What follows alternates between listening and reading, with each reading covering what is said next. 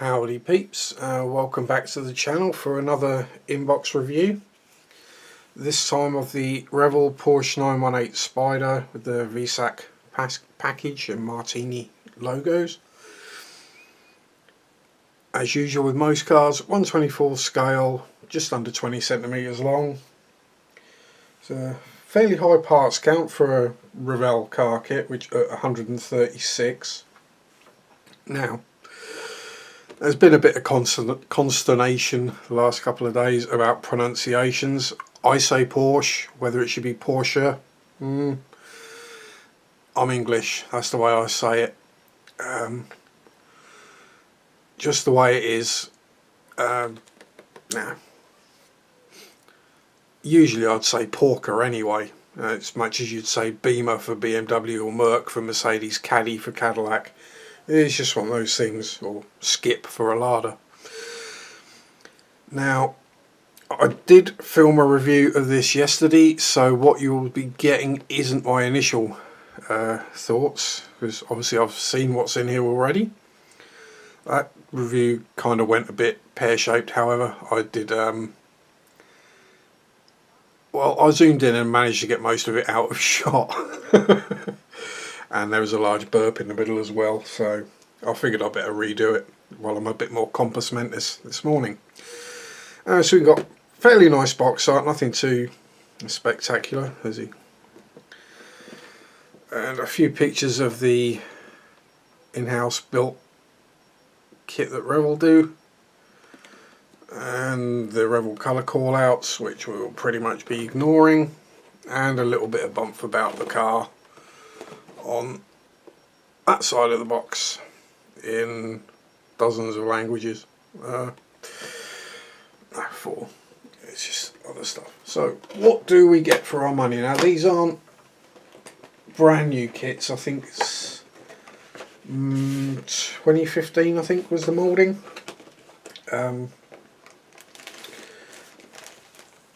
But yeah, it's worth reviewing, and I'll say now that before I start, I'll just move the adverts out of the way. Make sure to watch out every Friday night at 7:30. Get to see my ugly mug as well. Anyway, yeah, I've got this, and I will be building it for the Sam McCord appreciation build, the top of the morning. Just a bit of a joke there about Sam. We're doing it because Sam's a massively generous guy. We all love him. He's awesome. So there you go. Love you, Sam. Mwah. Big hug. Oh. Anyway, so let's start with the shell. Now I've seen a couple of these where typical Revell box gets a bit squished and the windscreen frame snapped. Fortunately for me, it's just a couple of the sprue gates have snapped off, so that's quite a bonus. Where was I? Yes, so we got, initially looks to be a nice clean shell, a few sprue gates to clear up where it's been chopped off the main sprue, front and back. Little bits of flashing around the edges, but that's fairly typical for a Revell kit. Seam line running across there for the two parts of the mould, but it's not repeated up the back end or anywhere else that I can see, other than right at the top of the yeah, that bit just above the filler caps. But that won't take much work with a sander and a UMP buffer to get rid of. Same with clearing up the rest of it. And the other side does look a lot better, will take even less work.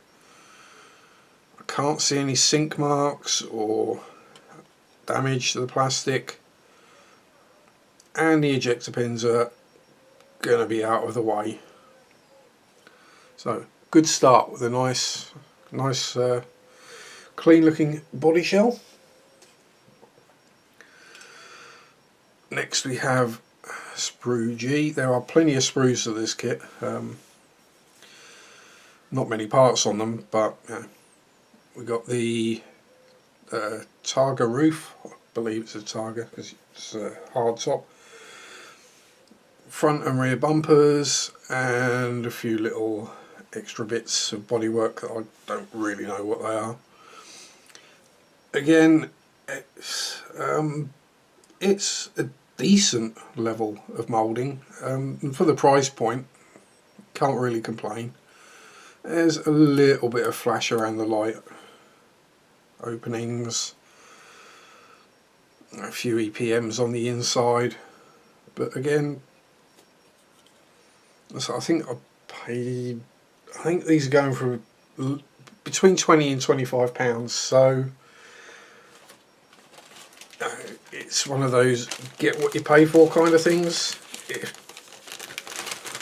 If Tamiya released a new tool of this, it would probably be in the £40 to £50 mark, so 30 to 40 at least, especially if it had the engines, etc., motors.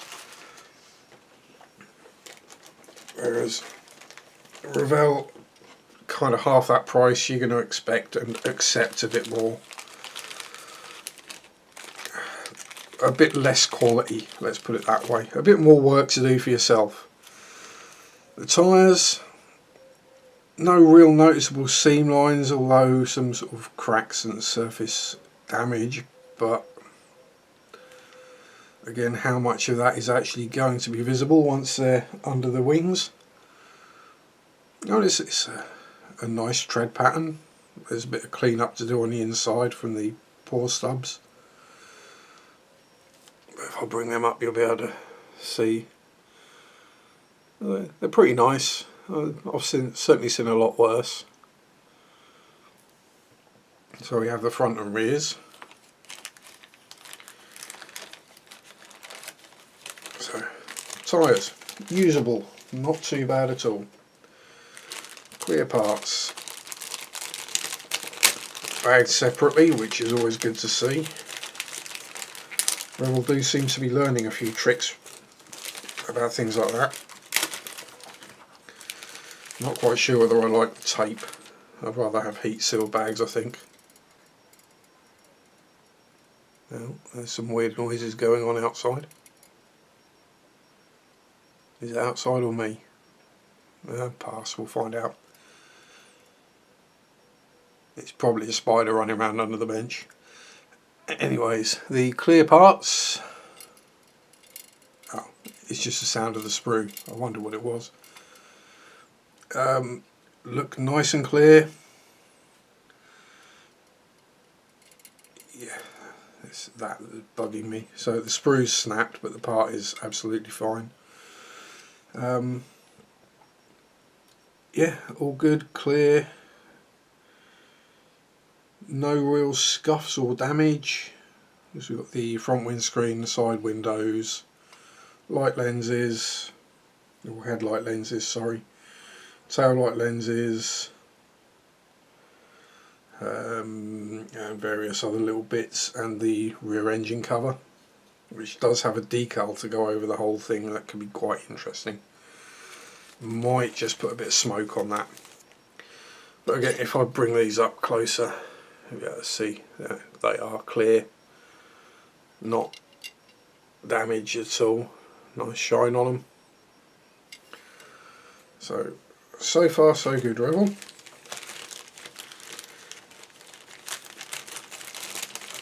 And the problem with the tape, again, if you're just building the kit, it's not a problem, but when you're building it and putting it back in the bags, ouch, stubbed my foot on the floor. It's a bit awkward and annoying. What do we pull out of the box next? Oh, it's all coming out at once. Help, help, help. There we go. Disentangled. And we have, try and get the bag out of shot. First, the grey sprues with all the interior on it. As you see, some we've got seats, interior tub, door cards. The back bit goes by the roll cage, some intakes, centre console, the consoles for the doors, I'd guess, with all the open and close and everything buttons. Wipers, pass, some general intakes and little greebly bits. Again, I say it's not spectacularly detailed, but it's detailed enough. The seats themselves look really quite nice. Complete with the moulded in seatbelt. So if I pull those up, you'll be able to see very nice seats. Certainly seen worse. The cockpit's up a little plain, but there's quite a lot to go into it. And as usual with cars, if you put all the extra stuff in and then put especially this one, if you put the roof on, you can't really see much anyway. The interior for the excuse me, windscreen surround. So some inlay, just various little greebly bits. Nothing spectacular, but nothing awful. The bottom of the seats do have some weird mismoulds, and I'll put my hand behind it, it might focus. Some weird mismoulds and ejector pins, but it's on the bottom of the seat, so you're never going to see it.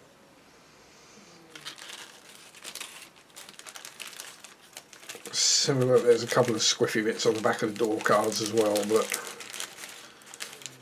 again, you'll never see those because the doors don't actually open, so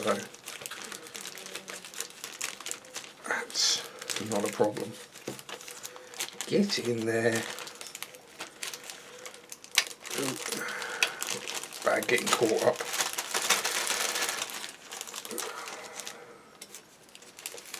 So I'll be starting this build the end of this week, so I've got some time to prepare and clear a couple of the things off my bench I've got on the go. And next we get a big bag with the rest of the main grey sprues on. So oh dear, dropping stuff on the floor. Oh, at least it wasn't the clear parts. Stay, balance. Bashing into the camera now. It's all going pear-shaped. So we get the big bag with the rest of the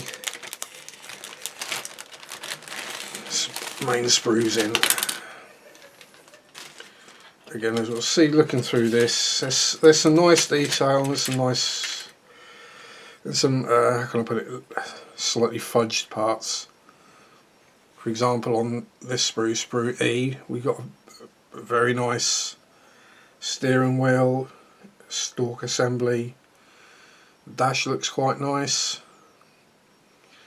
The hubs have got zero detail on them whatsoever. There is nothing on them detail wise. And then I don't know whether I think that's the rear wing, but it's got a big old ding taken out the back of it, so that'll need sanding out. And one of the subframes for either the front or rear engine or motor, and the instrument binnacle, and a couple of random other bits. If I pull it up, we can see quite a nice detailed dashboard, steering wheel indicates, as you can see, the hubs, there's nothing. Separate decals for your dials. If we look at the rear wing, you can see, if I catch it in the light correctly and get my hand behind it so the camera focuses on it, you can see that big old ding in the back end of it, which I'm going to have to sort out with probably a bit of sandpaper and maybe some filler. But that's just down to the way the kits are packed and Revell boxes not being very strong. Next sprue has got the rest of these subframes and some parts of the engine, some intakes and some little greebly bits which do look nasty. Just that corner of the sprue in particular looks nasty. Again, as we can see, fairly cleanly moulded, not too sharp, bit soft on the detail. Again, is any of it going to be visible? Most of it probably isn't, so it's not really an issue. The exhaust manifolds, fan belty bits, some very nice intakes or exhausts. I think they're the radiator outlets, and dampers or drive shafts. Yeah, that'd be, one or the other. As you can see, it's all fairly nicely detailed, fairly nicely moulded. Now, there's nothing there to complain about until you get to this bottom corner of the sprue, where you can see everything just looks like something's gone wrong. They are tiny little farty bits, but it's definitely a down mark on the kit. I don't really know what they are, but I'm guessing they're used. And but we shall see. It's just a bit muddy and vague is all, rather than badly moulded or anything as such.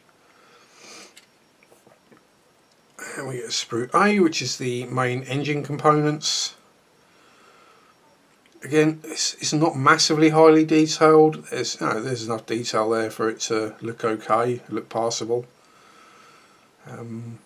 Whether I try and go with plug wires or anything like that, I don't know on this. So it should all go together and look okay. Don't know if the rear... Now get this right, because the bonnet or the hood is at the rear and the boot or the trunk is at the front. Although there is another engine at the front, so does that mean it's got two bonnets? Or two hoods? I don't know. Anyway, all things aside, as you can see, there's again nothing spectacular, but nothing to complain about really on that side. But again, we do get with Revell's typical skill, finesse. The back of this part, the top of the engine, I know it's the back, it's not going to be ever visible ever once you've glued it together. It just looks an absolute mess. Now, I know that's not going to make any difference to the build as long as you clean it up a bit so it sticks down flat. It's just one of those little things that bugs me. Next up we have what is the main lower chassis, or chassis if you're one of my colonial friends. The wheel well inserts, a couple of dampers and a few fiddly little bits, drive shafts. Yes, there are quite a lot of eject pin marks on this, but whether any of them are going to be visible, because we've got the main interior tub will cover all that, and I'm suspecting the front and rear bulkheads and subframes will cover the rest of it. And I mean, I don't think the front end opens up. Well, no, it's moulded in, so you're not even going to be able to see under there. So I mean, it's better. And again, in that case, it's better to have them on this side than the other side, which you will see. There is an individual ejector pin mark inside each wheel well, but again, once the wheels are in there and it's painted matte black, you're never going to see it. You can fix it if you like, I probably won't bother. The underside, we've got some of the ground effects, aerodynamics, a sort of rough texture. I'm guessing that's probably due to how the car is made, being carbon monocoque. And it does actually look really quite nice. Okay, you know, on a more expensive Tamiya kit, you'd probably actually get the screw heads. You'd see the slots or the Zeus fasteners in all these little recessed rivet holes, or bolt holes, or screw holes. But it's the bottom of the car, so you're not likely to see it. So I've got the shocks, drive shafts, and a couple of other fiddly bits. Yes, there are nasty eject pin marks on the backs of these shocks, but again, you're never going to see those.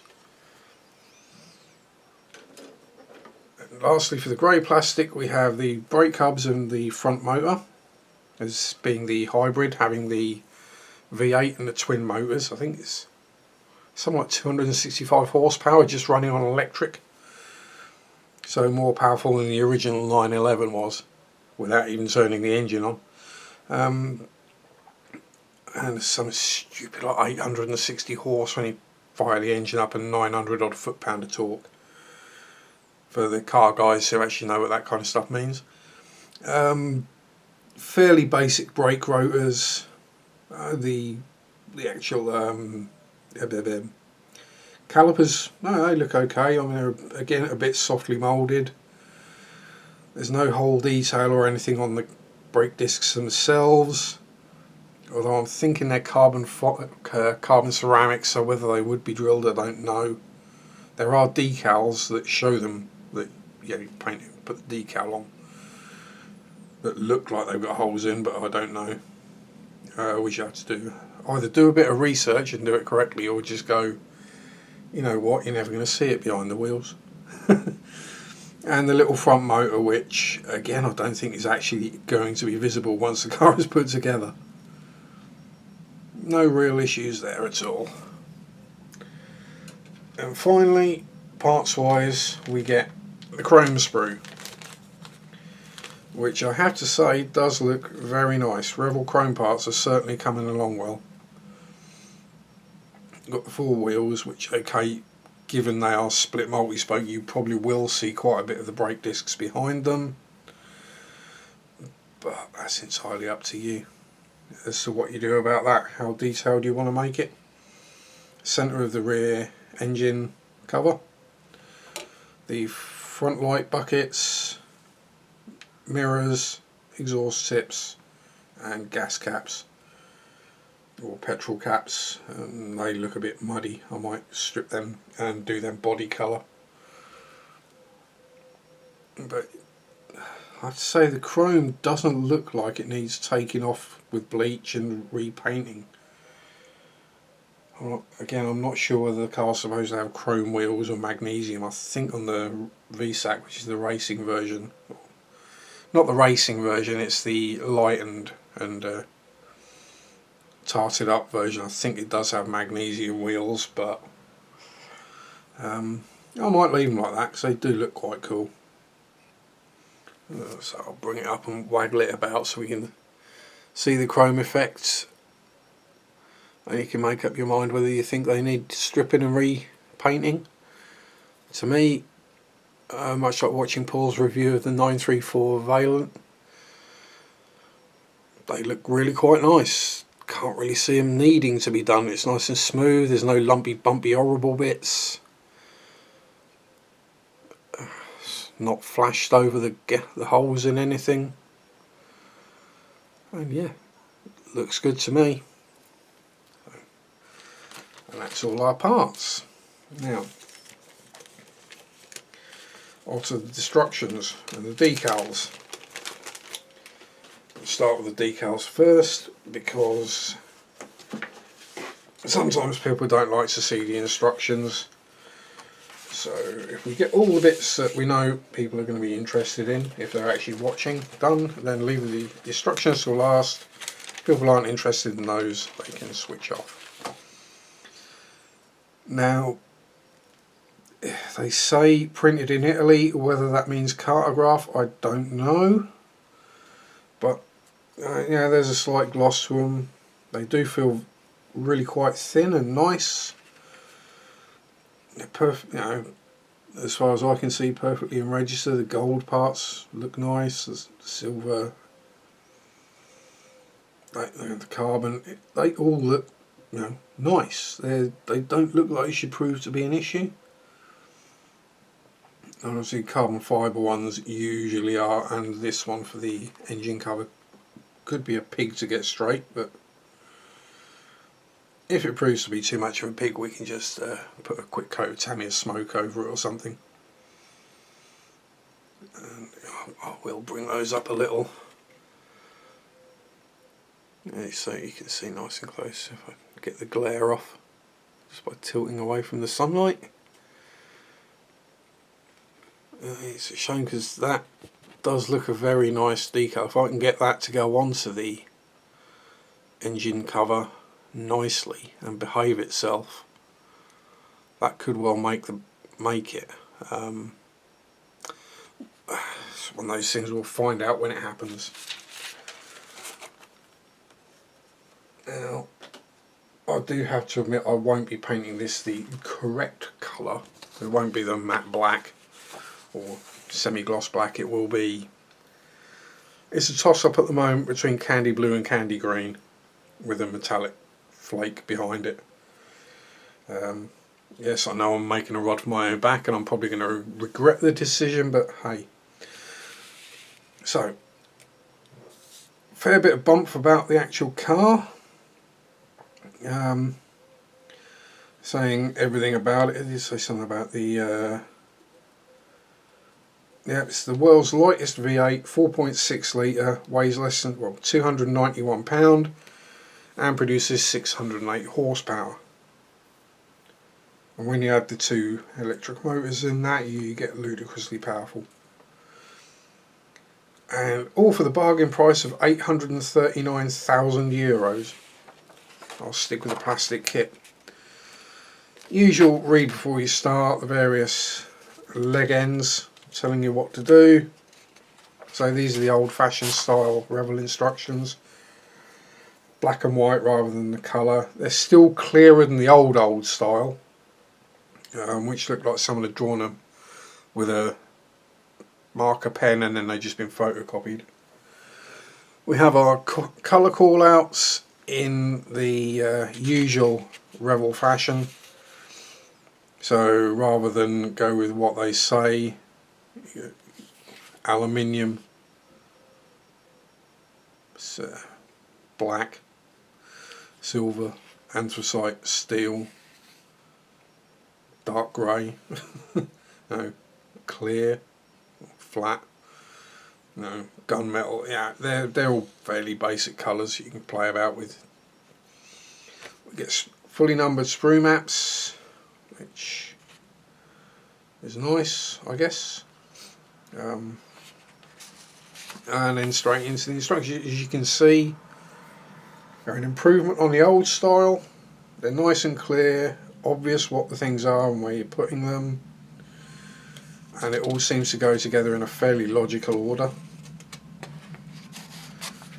The engine and subframes, and then the front end internals.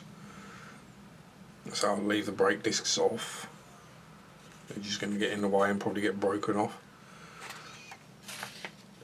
And the wheels, that'll be the last thing to go on probably. I will obviously make sure they fit before. And putting the interior together, colour call-outs and decal call-outs for the dash and the instrument cluster, all that going into the interior. The door cards being built up and painted and being attached to the tub going into the main body, which I would test fit it, check it fits, and then put it to one side while I work on the actual body shell itself and get what I can mounted to the body. Whether I can get the front and back end onto it without having to put things together afterwards.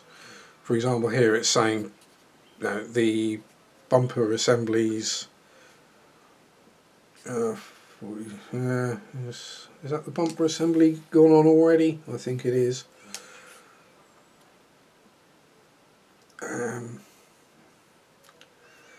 Might take a bit of fudging about and seeing how we can get it to go together. We shall see. Can't be too bad. It's a typical thing with most car kits. When you get to putting the body on, you want to have the body done before you try and put it onto the chassis and the interior.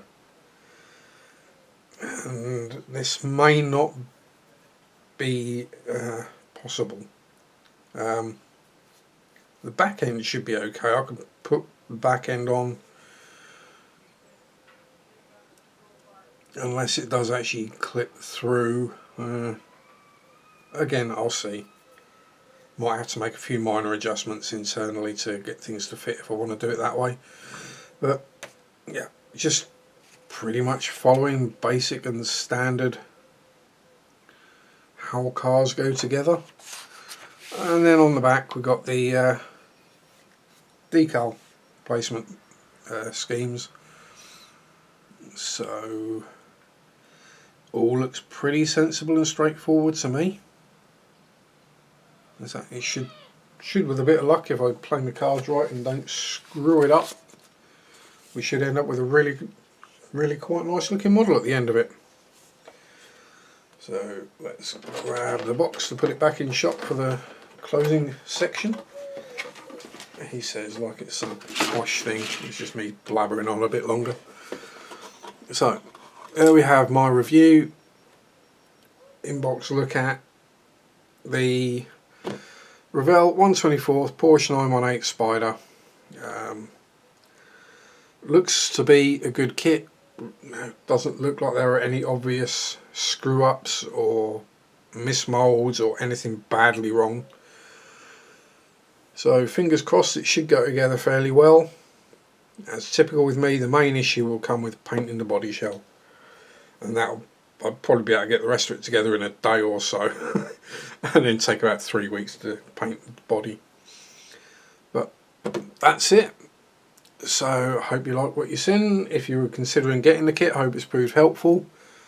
If you want to join in on the Porsche buddy build, the top of the morning to you, Sam McCord build, there will be a thread going up on the ISM forums, and it's already all over the ISM Facebook page.